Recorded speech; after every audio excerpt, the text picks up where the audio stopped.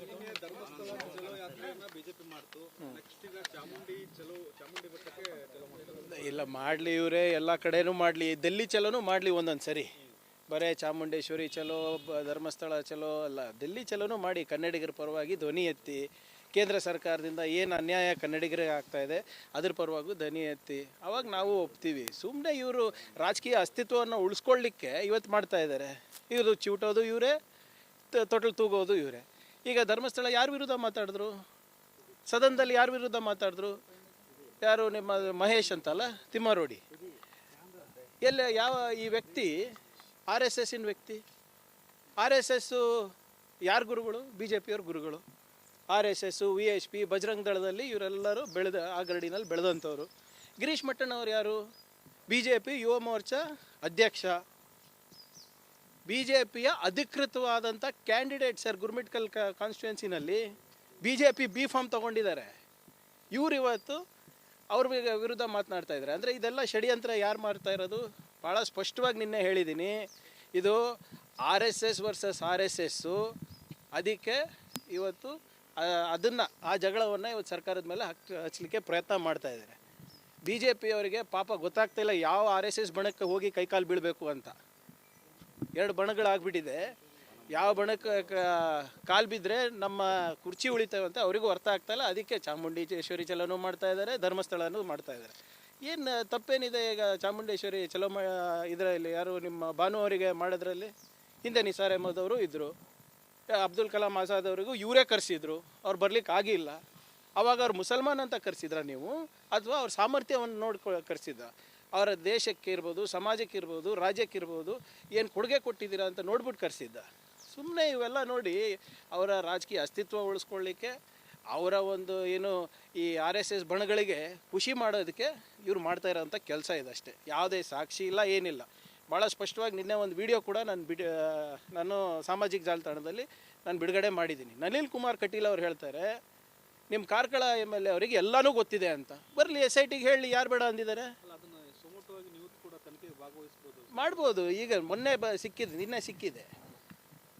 ಆದರೆ ಇವರೇ ಬಹಿರಂಗ ಪಡಿಸಿದ್ರೆ ಕೇಂದ್ರ ಸರ್ಕಾರದಿಂದ ರಕ್ಷಣೆ ಕೊಡ್ತೀನಿ ಅಂತ ಹೇಳಿದಾರಲ್ಲ, ಕೊಡಿಸ್ಲಿ. NIA, CBI ಏನೇನು ಅಂತ ಹೇಳ್ತಾ ಇದ್ದಾರೆ, ಎಲ್ಲರಿಗೂ ಕರೆಸ್ಬಿಟ್ಟು ರಕ್ಷಣೆ ಕೊಡಲಿ. ಅವ್ರ ಶಾಸಕರಿಗೆ ಯಾರು ಬೇಡ ಅಂತ ಇದ್ದಾರೆ? ಅವ್ರ ಶಾಸಕರು ಕೂಡ ಒಂದು ಸ್ವರ್ಣ ಅಫಿಡವಿಟ್ ಕೊಡಲಿ. ಏನು ತಪ್ಪೇನಿದೆ? ನ್ಯಾಯಕ್ಕೋಸ್ಕರ ಅಲ್ಲ. ನಿನ್ನೆ ವಿಜೇಂದ್ರ ಅವರು ಹೋಗಿ ಸೌಜನ್ಯ ಅವರ ಕುಟುಂಬದವ್ರ ಜೊತೆ ಚರ್ಚೆ ಮಾಡಿದ್ರು. ಇವರೇ ಹೇಳಿದ್ರಲ್ಲ ನ್ಯಾಯ ಕೊಡಿಸ್ತೀನಿ ಅಂತ. ಆಮೇಲೆ ಎಲ್ಲ ನ್ಯಾಯ ಕೊಡಿಸ್ಲಿಕ್ಕೆ ಎಲ್ಲ ಆಯುಧಗಳು, ಎಲ್ಲ ಸತ್ಯಾಂಶಗಳು ಇವ್ರ ಹತ್ರ ಇದೆ, BJP ಶಾಸಕರದ ಇದೆ ಅಂದ್ಬಿಟ್ಟು ನಳಿನ್ ಕುಮಾರ್ ಕಟೀಲ್ ಅವ್ರು ಹೇಳಿದಾರಲ್ಲ, ಬಹಿರಂಗಪಡಿಸ್ಲಿ, ನ್ಯಾಯ ಕೊಡಿಸ್ಲಿ. ಯಾರು ಬೇಡ ಅಂದಿದ್ದಾರೆ? CBI ತನಕ ಹೋಗಿತ್ತಲ್ಲ, ಏನಾಯಿತು? ಸೊ ಅದರಿಂದ ಇವೆಲ್ಲ ನಾಟಕ ಇವ್ರದ್ದು ಅಷ್ಟೇ. ಎಲ್ಲಿ ಇವರಿಗೆ ಸ್ವಲ್ಪನ ರಾಜಕೀಯ ಮಾಡಲಿಕ್ಕೆ ಅವಕಾಶ ಸಿಗುತ್ತೆ ಅವ್ರು ಮಾಡ್ತಾ ಇದ್ದಾರೆ ಅಷ್ಟೇ. ಅವರ ಬಣಗಳ ನಡುವೆ ಕಿತ್ತಾಟ ಆಗಿರೋದ್ರಿಂದ ಇದು ಗೊಂದಲ ಆಗಿದೆ. ಇದು ಕೂಡ SIT ತನಿಖೆ ಮಾಡ್ತಾರೆ. ನೋಡೋಣ. ಫಸ್ಟು ವೈಜ್ಞಾನಿಕವಾಗಿ ಏನು ಮಾಡಬೇಕು ಅದನ್ನು SIT ಅವ್ರು ಮಾಡ್ತಾ ಇದ್ದಾರೆ. ಇವರೇ ತಾನೇ ಹೇಳಿದ್ರು ತನಿಖೆ ಆಗಬೇಕು ಅಂತ. ಈಗ ತನಿಖೆ ಮಾಡಬೇಕಾದ್ರೆ ಇವ್ರದ್ದೇನು ಸಮಸ್ಯೆ ಇದೆ? ತನಿಖೆ ಮಾಡಬೇಕಾದಾಗ ಇನಿಷಿಯಲಿ ಇವ್ರು ಸ್ವಾಗತ ಮಾಡಿದ್ರಲ್ಲ, ಈಗೇನಾಯಿತು ಸಡನ್ನಾಗಿ? ಈಗ ಅಂಥದ್ದು ಏನು ಬಂತು ಇವರಿಗೆ? ಬಂದು ಇವತ್ತು ಬಹಿರಂಗವಾಗಿ ಅವ್ರ ಪರ ನಿಲ್ತಾ ಇದ್ದಾರೆ, ಇವ್ರ ಪರ ನಿಲ್ತಾ ಇದ್ದಾರೆ. ಇವರಲ್ಲೇ ದ್ವಂದ್ವ ನಿಲುವು ಇದೆ.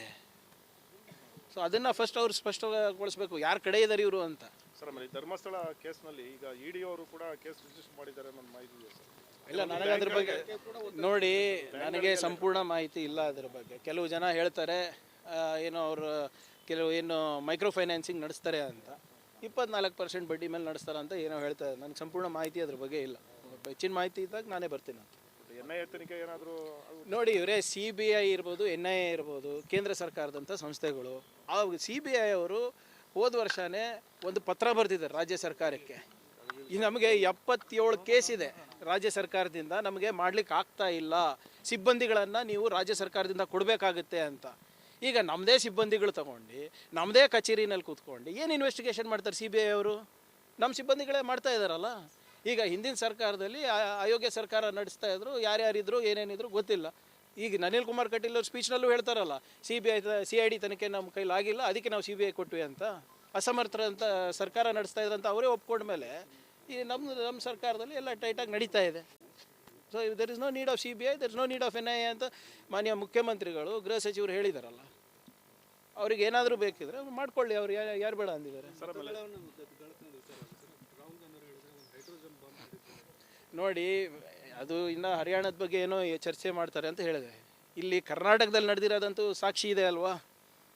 ನಾನು ಕೂಡ ಅದ್ರ ಬಗ್ಗೆ ಸ್ಪಷ್ಟವಾಗಿ ಎಲ್ಲೆಲ್ಲಿ ಲೋಪ ಆಗಿದೆ ಅಂತ ನಾವು ಹೇಳಿದ್ದೀವಿ. ಅದೇನಿದೆ legally also we will tackle it. ಈಗ BJP ಅವರು ಉತ್ತರ ಕೊಡಬೇಕಲ್ಲ ಅದಕ್ಕೆ. ಮಹದೇವಪುರದಲ್ಲಿ ನಡೆದಿದ್ದು ಏನು, ಹೇಗೆ, ಯಾಕೆ, ಯಾರು ಮಾಡಿದ್ದು. ಇಲ್ಲಿ ಮೊನ್ನೆ ತಾವು ಒಂದು ಇಂಟರ್ವ್ಯೂ ನೋಡಿರಬೇಕು. ಎಲ್ಲಿ ಒಬ್ಬ ಮತದಾರರು ಬಾಂಗ್ಲಾದೇಶಿಂದ BJP ಅವ್ರು ಕರ್ಸ್ಕೊತಾರೆ ಮತ ಹಾಕಲಿಕ್ಕೆ ಅಂತ ಹೇಳ್ತಾರೆ.